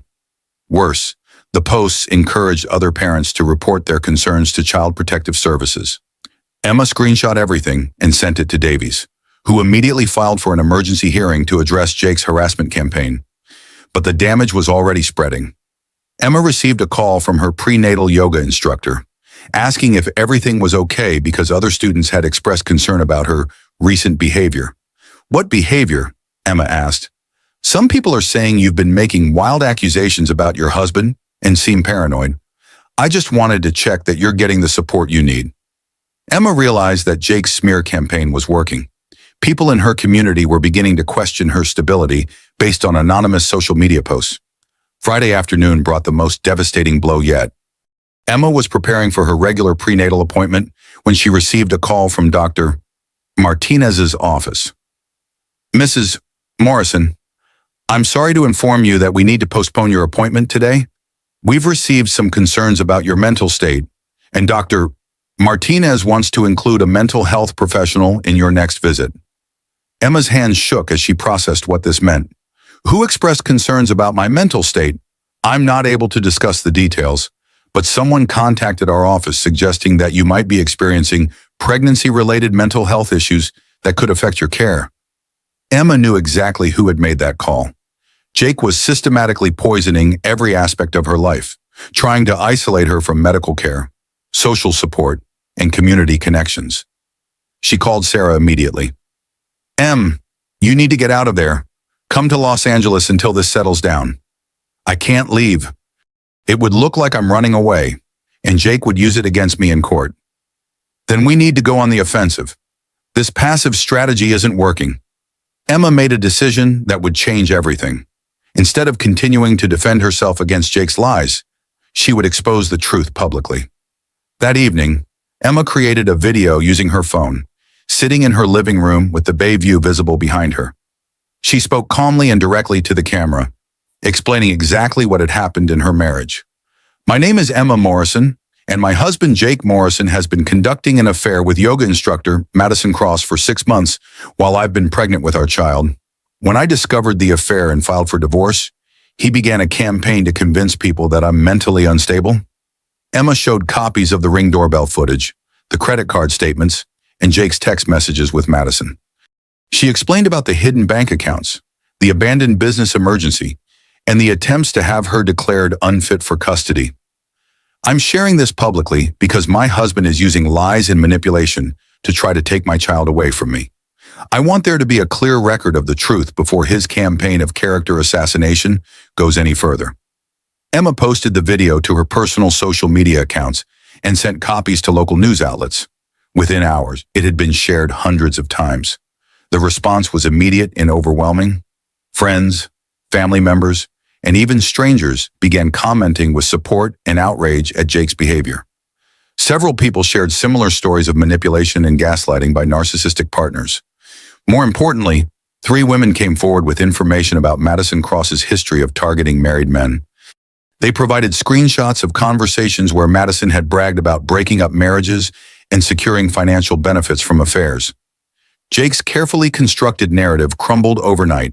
Instead of appearing to be the victim of a mentally unstable wife, he was exposed as a serial cheater who preyed on vulnerable women. Saturday morning brought a furious call from Stephen Walsh. "Davies, your client's video has created a public relations nightmare. My client is receiving death threats." "Then perhaps your client should have considered the consequences before launching a harassment campaign against a pregnant woman. We want an immediate retraction and public apology. Counter-offer your client accepts our original settlement terms within 24 hours, or we proceed to trial with this additional evidence of his character assassination campaign." Walsh hung up without responding. That afternoon, Emma received an unexpected visitor. Madison Cross stood at her front door, looking nothing like the confident woman from her yoga videos. Her face was puffy from crying, and her hands shook as she spoke. I need to talk to you. Emma considered closing the door, but curiosity won out. What do you want? I want to tell you the truth about everything. Emma led Madison into her living room, keeping her phone recording in her pocket. Jake told me you were mentally unstable, Madison began. He said your marriage had been over for years, that you were only staying together because of the pregnancy, and that you'd been making false accusations about him having affairs. Emma said nothing, letting Madison continue. He said you were so paranoid that you'd accused him of cheating with multiple women, including me, even though we'd only met professionally. He made it seem like you needed psychiatric help. And you believed him. Madison's face crumpled. I wanted to believe him. He was everything I thought I wanted. Rich, successful, charming. He made me feel special. Special enough to help him destroy his pregnant wife. I didn't know the truth until your video went viral. I had no idea he was actively trying to take your baby away, or that he'd been lying about the state of your marriage. Madison reached into her purse and withdrew her phone. I have recordings of our conversations. Jake talking about his strategy for getting custody, discussing how to make you look unstable, planning the timeline for when he'd leave you. Emma's heart raced. You recorded him. I started recording our calls because some of the things he said about you seemed so extreme. I was beginning to have doubts about his version of events. Madison played several audio clips. In them, Jake discussed his plans with chilling calculation. The key is to establish a pattern of erratic behavior, his voice said clearly. If I can get her to seem unstable enough, the court will have to consider whether she's fit to raise a child. In another recording, Jake laughed about Emma's reaction to discovering the affair. She actually believed I was taking her to Napa for a romantic reconciliation. The psychological manipulation was almost too easy. Emma felt sick listening to her husband discuss her destruction with such casual cruelty. Why are you showing me this? Emma asked. Madison looked up with tears streaming down her face. Because I realized that if he could lie to me about you, he's been lying to me about everything. And because no woman deserves what he's been doing to you. Madison transferred all the recordings to Emma's phone, providing the final pieces of evidence needed to destroy Jake's custody case completely. I'm sorry, Madison whispered as she prepared to leave. I'm so sorry for everything. Emma watched her go, feeling a complex mix of anger and pity. Madison had been as manipulated as Emma herself, just in a different way. That evening, Emma called Davies and played the recordings. Emma, this is game over. Jake's own voice admitting to psychological manipulation and strategic lying will end any custody challenge immediately. What happens now? Now we schedule a final settlement meeting and Jake accepts whatever terms we offer, because the alternative is public humiliation and criminal charges for harassment. Emma felt her baby kick strongly, as if celebrating their victory. Soon, she would be free from Jake's manipulation forever, with full custody of their child and the financial security to raise them safely. The escalation was over. Emma had won. Emma's phone rang at 7 a.m. on Monday with news that would change everything. Linda Morrison's voice was tense and urgent. Emma, I need you to come to the house immediately. We have a situation. What kind of situation? Jake showed up here at 6 this morning, demanding I sign documents transferring the family trust assets to him immediately. He's claiming you've poisoned me against him and that he needs to protect his inheritance. Emma felt her blood chill. Where is he now? In my study, going through financial records and making phone calls. Emma, he's not acting rationally. I think the pressure of the custody battle has pushed him over the edge. Emma dressed quickly and drove to Linda's estate, a sprawling property in Ross that had been the Morrison family seat for 3 generations. The house was a testament to old California money, with perfectly maintained gardens and a view of Mount Tamalpais. Linda met her at the front door, her usual composed demeanor cracked with worry. He's been here for 2 hours, making increasingly aggressive demands. I told him I wouldn't sign anything without reviewing it with my attorney, and he accused me of betraying my own son. Emma followed Linda through the house toward the study, hearing Jake's voice growing louder as they approached. I don't care what evidence she claims to have, Jake was saying into his phone. My mother is being manipulated by a woman who's clearly having a mental breakdown. Linda knocked on the study door and entered without waiting for permission. Jake looked up from the desk. which was covered with legal documents and financial statements. "Emma," he said, his voice cold. "How convenient. Now you can see what you've accomplished." Emma was shocked by Jake's appearance. He had lost weight rapidly, his clothes hanging loose on his frame. His eyes were bloodshot and his hands shook with either caffeine overdose or sleep deprivation. "Jake, you look terrible. When's the last time you slept? Hard to sleep when your wife is trying to destroy your entire life." Jake gestured to the papers spread across the desk. "Do you have any idea what you've cost me? My business partners are demanding I step down as CEO. 3 major investors have pulled their funding. My reputation is ruined. You ruined your own reputation by conducting an affair and trying to steal custody of our child." Jake laughed bitterly. "Steal custody, Emma? I'm the child's father. I have every right to protect my son or daughter from a mother who's clearly unstable." Linda stepped forward. "Jake, you need to leave my house immediately. I've asked you not to come here without calling first. This is my family home. I have every right to be here." "Actually, you don't." Linda's voice carried the steel that had built her business empire. "This property belongs to me personally, not the family trust. You're here by invitation only, and that invitation is revoked." Jake's face flushed red. "You're choosing her over your own son. I'm choosing my grandchild's welfare over your selfish destructiveness." Emma watched this confrontation with growing unease. Jake's behavior was escalating beyond normal anger into something more dangerous. "Jake," she said carefully, "why don't you take a break? You look exhausted. Don't patronize me." "Emma, I know exactly what you're doing." Linda moved closer to the desk. "Jake, I want you to listen to me very carefully. You have 2 choices. You can accept the settlement terms Emma offered and maintain some dignity, or you can continue this destructive behavior and lose everything." "I'm not losing anything that's rightfully mine."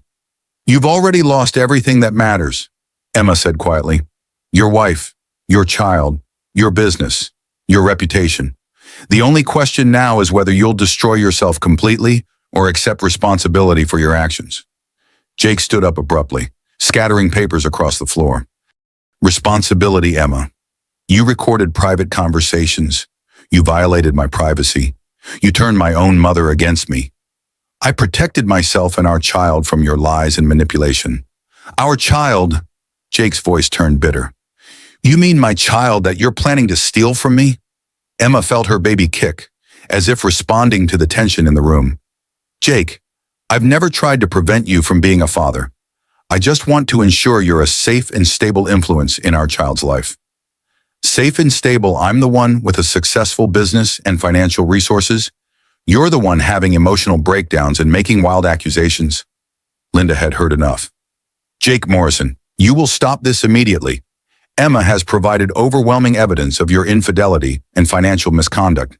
The only person having a breakdown in this room is you." Jake turned his fury on his mother. "You gave her our private financial records. You betrayed your own family." "I protected my family. Emma and her child are my family now.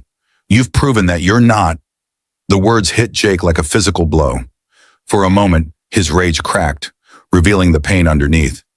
"Mother, please, I made mistakes, but I'm still your son. Being my son doesn't excuse your behavior. If anything, it makes it worse. You had every advantage, every opportunity, and you threw it all away for a meaningless affair." Jake looked between Emma and Linda, perhaps finally realizing that his manipulation tactics weren't working. These women had seen through his lies and united against him. "Fine," he said finally. "You want to destroy me? Go ahead. But I'm not going down without a fight." He stormed toward the door, then turned back with a cruel smile. "Emma, I hope you enjoy raising my child alone, because after I'm done with you in court, no one will believe anything you say." "Jake," Linda called after him, "if you continue threatening Emma, I'll have you arrested." "We'll try it. I'm still a Morrison, whether you like it or not." Jake left the house, slamming the front door with enough force to rattle the windows. Emma and Linda stood in the study, surrounded by scattered financial documents and the echoes of his threats. "Is he dangerous?" Emma asked, placing her hand protectively on her belly. "Honestly, I don't know anymore. Jake has always been entitled and manipulative, but this level of anger is new." Emma's phone buzzed with a text from Michael Davies. Emergency meeting at 4 p.m. Jake's attorney just filed a motion claiming you've been coached by Linda to make false accusations. They're requesting an immediate custody evaluation. Emma showed the message to Linda, who read it with growing anger. He's not done fighting, Emma said. Then neither are we. That evening, Linda made an unexpected proposal. Emma, I want you to move into the guest house here temporarily. Until the custody situation is resolved and we're certain Jake isn't a threat, I appreciate the offer, but I can't hide from him forever. You're not hiding, you're being strategic. Jake is becoming increasingly unstable, and you're vulnerable in that big house alone. Emma considered the proposal. The Morrison estate was gated and had security systems, making it safer than her current home. More importantly, living on Linda's property would demonstrate to the court that Emma had family support. What about Jake? This is his childhood home. Jake forfeited his welcome here when he threatened you. This property is mine, and I decide who lives here. Emma agreed to the temporary arrangement, moving into the guest house the next day. It was a comfortable cottage with 2 bedrooms, perfect for her and the baby when it arrived. But Jake wasn't finished with his campaign of harassment. On Wednesday, Emma discovered that someone had been following her. A black sedan appeared behind her during her drive to the grocery store, maintaining distance but staying visible in her rearview mirror. Emma called Linda immediately. I'm being followed. A black car has been behind me for 20 minutes. Drive directly to the police station. Don't go home. Emma drove to the Marin County Sheriff's Office, where the black sedan finally turned away. She filed a report about the stalking, adding it to the growing documentation of Jake's escalating behavior. The harassment continued throughout the week. Anonymous phone calls at all hours. Fake deliveries to her address requiring signature confirmations. Someone even called her doctor's office claiming to be concerned about her mental state. Michael Davies filed for a restraining order, but Jake's attorney argued that his client was simply exercising his right to monitor his wife's condition during their custody dispute. The court system is failing you, Davies admitted during their Friday meeting. Jake is exploiting legal loopholes to continue his harassment campaign. What can we do? We accelerate the timeline. I'm requesting an emergency custody hearing for next week. We'll present all our evidence at once and ask for an immediate ruling. Emma felt her stress levels climbing dangerously high. The constant harassment was affecting her sleep and her health, potentially threatening her pregnancy. That's when Linda made a proposal that would change everything. Emma, I want to host a dinner party this weekend, a formal gathering where we can address this situation publicly and permanently. What kind of dinner party? The kind where Jake is forced to face the consequences of his actions in front of people who matter. Our family friends, business associates, community leaders, people whose opinions affect our social and professional standing. Emma was intrigued but cautious. What's the purpose?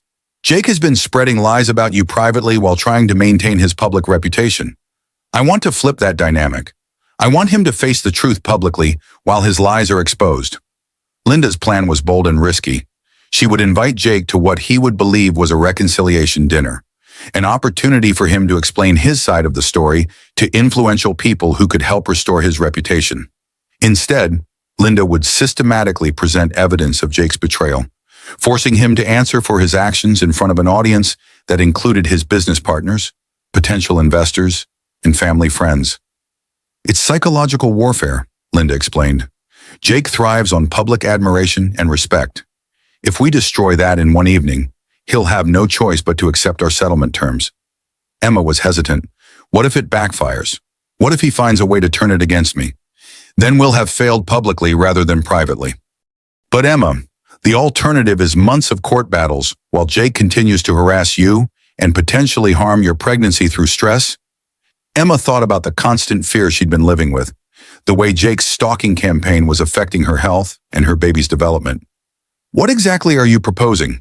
Linda smiled with the confidence of someone who had won difficult battles before. I'm proposing we end this war with one decisive victory. Jake wants to fight dirty. Let's show him how it's really done. Emma felt her baby kick strongly, as if approving of the plan. Let's do it. Linda Morrison spent Saturday morning personally calling the guests for her dinner party, her voice carrying the authority that made refusal nearly impossible. Michael, I need you at the house tonight at 7 p.m., she told her longtime attorney. Bring your wife. It's important. She called Jake's business partners, his potential investors, and several prominent Marin County couples who formed the core of their social circle. Each conversation was carefully crafted to suggest this was an important family gathering without revealing the true purpose. Emma spent the day preparing for what felt like the most important performance of her life. She chose a navy blue maternity dress that projected both elegance and vulnerability, subtle makeup that highlighted her pregnancy glow, and her grandmother's pearl necklace for strength. Remember, Linda coached her as they set the table with the finest china. You're not the one on trial tonight. Jake is. All you need to do is tell the truth calmly and let the evidence speak for itself. The dining room was transformed into an elegant courtroom. Linda had arranged the seating carefully, placing Jake at one end of the long table where he would be the focal point of every conversation. Emma would sit at Linda's right hand, symbolically protected and supported. At 6:30 p.m., Linda called Jake personally. Jake, I want you to come to dinner tonight. We need to discuss your future as part of this family. Mother, I'm not in the mood for another lecture. This isn't a lecture. I've invited several people who care about you and want to understand what's been happening. Your business partners, the Hendersons, the Wainwrights, people who might be able to help repair some of the damage to your reputation. Emma heard the shift in Jake's voice, the interest sparked by the possibility of salvaging his public image. What kind of help? The kind that comes from honest conversation among friends. Jake, you need allies right now. I'm offering you the opportunity to tell your side of the story to people who matter. Will Emma be there? Yes. And you'll both have the chance to address this situation like adults, in front of people who can provide perspective and guidance.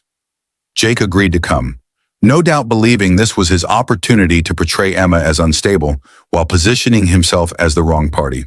The guests began arriving at 7 p.m. Margaret Henderson, whose husband ran the largest investment firm in Marin County, David Wainwright, who served on the boards of 3 major Bay Area nonprofits, Jake's business partner Tom Chen and his wife Lisa, Michael Davies and his wife Patricia, attending in their personal capacity as family friends. Each guest received the same explanation from Linda. The Morrison family was experiencing some challenges, and tonight would provide an opportunity for honest discussion and resolution. Jake arrived at 7:45, perfectly dressed and radiating confidence. He clearly believed this dinner would rehabilitate his reputation and expose Emma's instability to their social circle. Good evening, everyone, Jake announced as he entered the dining room. Thank you all for being here during this difficult time for our family.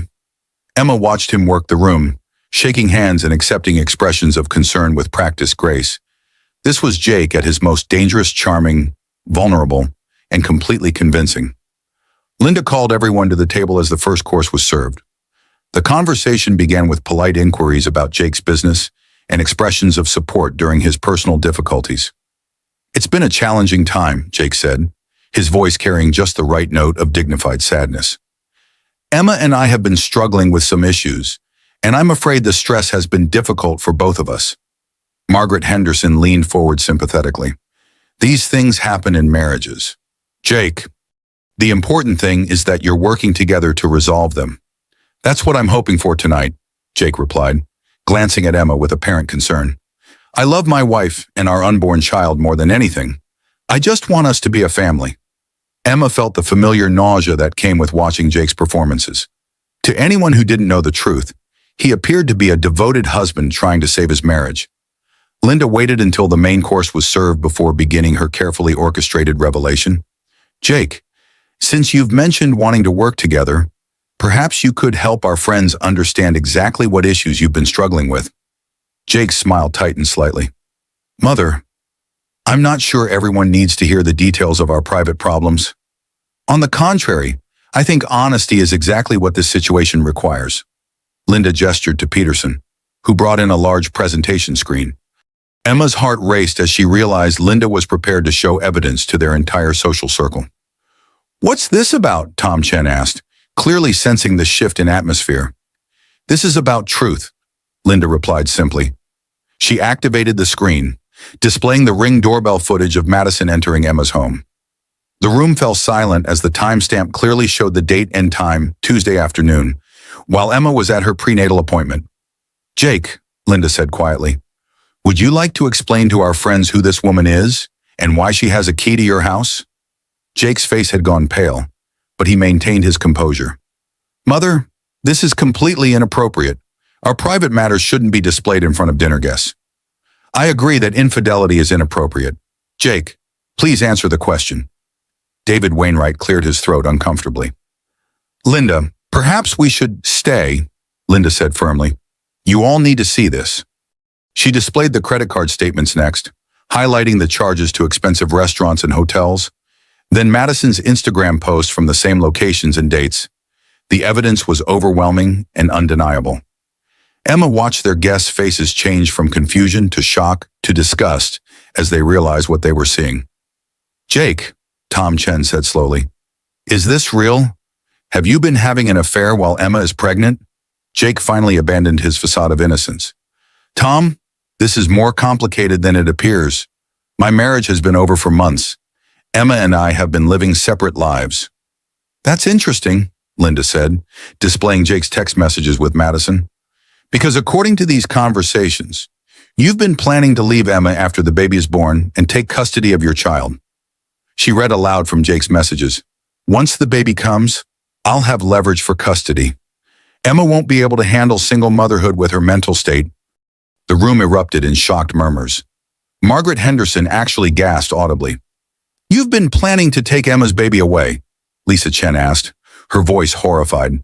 Emma finally spoke, her voice calm and clear. "Jake has been systematically moving our money into hidden accounts while conducting an affair with Madison Cross. When I discovered the truth and filed for divorce, he began a campaign to convince people that I'm mentally unstable so he could justify taking custody of our child." Linda displayed the bank records next, showing the $200,000 Jake had moved without Emma's knowledge. "This is financial abuse," Michael Davies said professionally. "Jake has been stealing marital assets while planning to abandon his pregnant wife." Jake tried one final desperate gambit. "You're all being manipulated. Emma has been having psychological problems related to her pregnancy. These accusations are the result of paranoid delusions." Linda smiled coldly and played the audio recordings Madison had provided Jake's own voice discussing his plans to manipulate Emma and destroy her credibility. "The key is to establish a pattern of erratic behavior." Jake's recorded voice filled the dining room. "If I can get her to seem unstable enough, the court will have to consider whether she's fit to raise a child." The silence that followed was deafening. Emma looked around the table at faces filled with disgust and revulsion. These people had known Jake for years, had invested in his business, had welcomed him into their social circle. Now they were seeing his true nature for the first time. Tom Chen stood up slowly.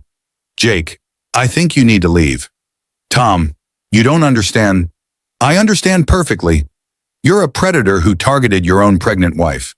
I want nothing to do with you personally or professionally." One by one, the other guests stood and filed out of the dining room, leaving Jake alone at the table with Emma and Linda. "Congratulations," Linda said to her son. "You've just destroyed every professional and social relationship you had left." Jake's facade finally cracked completely. "You planned this. You orchestrated this entire humiliation. I provided evidence of your behavior to people who deserve to know the truth. You humiliated yourself." Emma watched Jake's face cycle through rage, desperation, and finally defeat. His reputation was ruined, his business partnerships dissolved, his social standing destroyed, all because he had underestimated the women he tried to manipulate. "I'll never forgive you for this," Jake said to his mother. "Good," Linda replied, "because you're no longer welcome in this family." Jake left without another word, knowing he had lost everything that mattered to him. Emma felt her baby kick strongly, as if celebrating their victory. The war was finally over. "What happens now?" Emma asked. Linda smiled. "Now you raise my grandchild in peace, while Jake learns to live with the consequences of his choices." The dinner party had accomplished exactly what Linda intended. Jake's reputation was destroyed, his business partnerships ended, and his credibility eliminated. He would have no choice but to accept whatever settlement terms Emma offered. More importantly, Emma was finally free from his manipulation and threats. She could focus on preparing for motherhood without fear of losing her child. The truth had set her free. 3 weeks after the disastrous dinner party, Michael Davies called Emma with news that surprised no one. Jake's attorney contacted me this morning. They want to accept your original settlement terms without modification. Emma was feeding ducks at the pond on Linda's estate, her 8-month pregnancy making long walks uncomfortable, but her need for fresh air undeniable. All of them full custody, supervised visitation, child support, asset division. Everything. Jake's position has become completely untenable. After word spread about the dinner party, his remaining business partners voted him out as CEO. 3 potential investors have publicly withdrawn from his funding round. His company is essentially finished. Emma felt relief wash over her like warm sunlight. What about his threats to fight for custody? Jake's recorded admissions of manipulation make any custody challenge impossible. No family court judge would award custody to someone who admitted planning to psychologically abuse the child's mother. Davies paused. Emma, there's something else. Jake has been receiving death threats from people who heard about his behavior. He's apparently in therapy and has moved out of the Bay Area entirely. Emma was surprised to feel a flicker of sympathy for her former husband. Where did he go? His attorney wouldn't say, but I suspect he's staying with relatives somewhere quiet until this blows over. If it ever does. That afternoon, Emma drove to her former home in Marin County to collect the last of her belongings. The smart house felt cold and empty, its automated system still responding to her voice commands but no longer feeling like home. She found Jake's letter on the kitchen counter, written in his careful handwriting on expensive stationery. Emma, it began, I know you have no reason to believe anything I say, but I need you to know that I never intended for things to go this far. What started as a selfish mistake became something much worse, and I take full responsibility for the damage I've caused. I won't ask for your forgiveness, because I don't deserve it. I won't ask to be part of our child's life beyond the supervised visitation the court allows, because I need to prove I can be a better person before I earn that privilege. I hope someday our child will understand that their father made terrible choices, but that none of it was their fault. I hope you'll be able to tell them that I love them both, even though I didn't know how to show it properly. Take care of yourself and our baby. You're going to be an amazing mother. The letter was unsigned, as if Jake couldn't bring himself to claim ownership of even this final communication. Emma read it twice, then folded it carefully and placed it in the baby book she'd been keeping. Someday, their child might want to understand what had happened between their parents. Linda found Emma packing the nursery when she returned from her lawyer's office with the final divorce decree. How do you feel? Linda asked, settling into the rocking chair Emma had chosen for late-night feedings. Empty, Emma said honestly.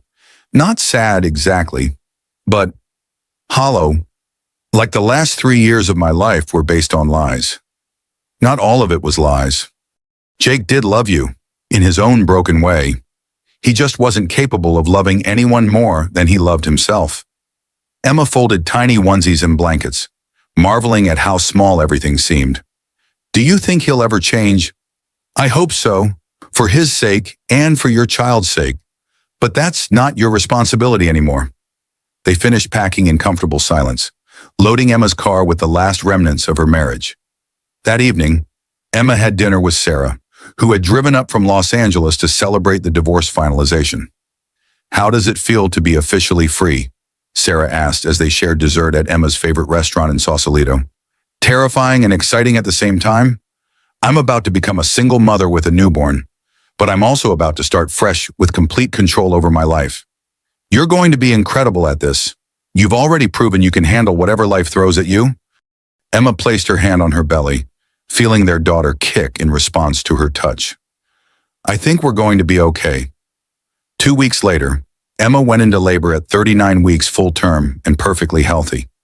Linda drove her to the hospital, staying by her side through 12 hours of labor that culminated in the birth of a beautiful, healthy baby girl. She's perfect, Linda whispered, tears streaming down her face as she held her granddaughter for the first time. What will you name her? Emma had been considering names for months, but the choice had crystallized during her final weeks of pregnancy. Hope, she said simply. Hope Morrison. Hope Morrison, Linda repeated, smiling through her tears. A perfect name for a fresh start. The next months passed in a blur of sleepless nights, first smiles, and the profound joy of watching Hope grow and develop. Emma discovered that single motherhood, while exhausting, was infinitely easier than marriage to someone who undermined her confidence and manipulated her reality. Linda was an invaluable support system, helping with childcare and sharing the wisdom of her own experience raising children. The guest house became a permanent home, with Hope's nursery in the second bedroom and a view of the garden where Emma planned to teach her daughter to appreciate nature. Jake's supervised visits were scheduled for every other Saturday, 2 hours at a time in a neutral location with a court-appointed monitor present. He attended faithfully, arriving promptly and spending the time reading to Hope or simply holding her while she slept. Emma watched from the observation room during the first few visits, surprised by how gentle and patient Jake appeared with their daughter. The man who had been manipulative and cruel to her seemed genuinely devoted to Hope. "He's different with her," Emma mentioned to Linda after the third visit. "Children have a way of bringing out people's better angels. Maybe becoming a father will help Jake find the man he was supposed to be." Emma didn't know if she would ever trust Jake completely, but she was willing to hope that fatherhood might inspire him to become worthy of their daughter's love. 6 months after Hope's birth, Emma received an unexpected package with no return address. Inside was a hand-carved wooden music box that played Twinkle, Twinkle, Little Star, and a note in Jake's handwriting. "For Hope's first Christmas, I made this myself during woodworking therapy. I hope someday I'll be able to give it to her in person, but for now, I wanted her to have something made with love by her father." Emma wound the music box and listened to the gentle melody, imagining Jake's hands carefully crafting each piece. Perhaps redemption was possible after all.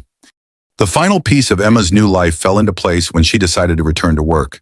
Instead of rejoining the corporate marketing world, she started a blog and podcast about surviving narcissistic abuse and rebuilding after betrayal. Emma's second chance became popular quickly, resonating with women who had experienced similar manipulation and gaslighting. Emma shared her story openly, offering practical advice and emotional support to others navigating difficult divorces and custody battles. The platform grew into a consulting business, where Emma helped other women document evidence of abuse and develop legal strategies for protecting themselves and their children. It was meaningful work that transformed her painful experience into something that could help others. On Hope's first birthday, Emma threw a small party in Linda's garden. Hope took her first steps that day, toddling between Emma and Linda while guests cheered and took photos. Jake wasn't there. His supervised visits didn't include special occasions yet, but Emma sent him pictures and videos of Hope's milestone moments. She wanted their daughter to know that both parents celebrated her achievements, even if they couldn't be in the same room. That evening, after guests had gone home and Hope was sleeping peacefully in her crib, Emma sat on the porch of the guest house, watching the sunset over the bay. Her phone buzzed with a text from an unknown number, but she recognized Jake's writing style. "Thank you for the pictures of Hope's birthday. She's beautiful and perfect, just like her mother. I know I don't deserve updates about her life, but I'm grateful for every photo and video you share. You're an amazing mother, Emma. I hope someday I'll be worthy of being her father." Emma saved the message and added it to the folder of correspondence she was keeping for Hope. Their daughter would someday want to understand the complicated relationship between her parents, and Emma was committed to preserving both the painful truth and the evidence of Jake's attempts at redemption. As she prepared for bed, Emma reflected on the extraordinary journey that had brought her to this moment. A year ago, she had been a frightened, manipulated wife who discovered her husband's betrayal. Tonight, she was a confident single mother with a thriving business, a loving support system, and a beautiful daughter who represented infinite possibility. The house invasion that had revealed Madison's affair seemed like a lifetime ago. The terrifying custody battle, the public humiliation dinner, the desperate final confrontation, all of it had led to this peaceful moment where Emma finally felt safe and in control of her destiny. Hope stirred in her sleep, making the soft sounds that meant she was dreaming. Emma checked on her daughter one final time, tucking the blanket around her tiny form and whispering the words she said every night. "You are loved, little one. You are safe. You are wanted. And you are going to grow up knowing your own worth. No one will ever make you question your value or accept treatment that diminishes your light." Emma turned off the nursery lamp and walked to her own bedroom, where she kept a framed photo of herself on the day Hope was born.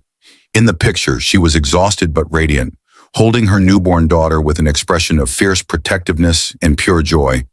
It was the face of a woman who had survived betrayal and emerged stronger. The face of a mother who would never let anyone harm her child. The face of someone who had learned that the most powerful revenge was living well and protecting what mattered most. Emma Morrison had won the war for her daughter's future. But more importantly, she had won the battle for her own self-worth and independence.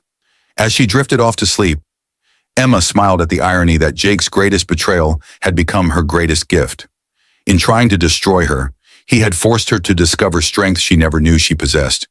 The woman who had been devastated by discovering her husband's affair was gone.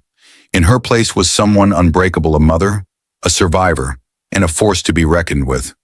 Hope Morrison would grow up knowing that her mother was a woman who never gave up, never backed down, and never let anyone convince her she was worth less than she knew she was. And someday, if Jake proved worthy of the privilege, Hope might also know that her father was a man who lost everything because he couldn't appreciate what he had, but who spent the rest of his life trying to become someone deserving of his daughter's love. The story that had begun with a dinner invitation to a mistress had ended with a family redefined by truth, strengthened by adversity, and united by the unbreakable bond between a mother and her child. Emma Morrison had invited his mistress to dinner. His mother had given the deed to the pregnant wife, and in the end, justice had been served on the finest china, witnessed by all the people who mattered, and sealed with the birth of a daughter who represented hope itself. Emma Morrison walked into that final dinner as a victim of manipulation and walked out as the owner of a $15 million estate and sole custody of her daughter. Jake lost his business, his reputation, his family fortune, and any chance of controlling the woman he tried to destroy. The most powerful lesson here: never underestimate a mother protecting her child. Emma's transformation from trusting wife to strategic warrior proves that sometimes our greatest betrayals become our greatest opportunities for growth. If this story resonated with you, hit that like button. It helps us reach other people who might need to hear Emma's message of strength and survival. Drop a comment below and tell us, what would you have done in Emma's situation?